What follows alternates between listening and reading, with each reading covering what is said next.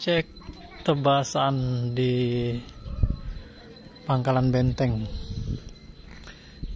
Jadi ini kita cek karena wongnya pergi pagi-pagi balik malam gawe, jadi kadang lupa juga motonya atau videonya. Jadi ini kita cek langsung, kebetulan pas nembas di dekat sini, jadi ini kita cek.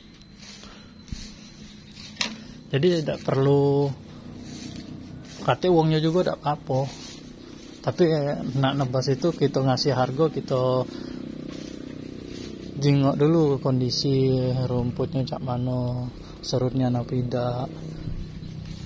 Jadi ini sudah kita cek, jadi uangnya juga udah ketik di rumah begawe, jadi tinggal negosiasi di WA, saling telepon.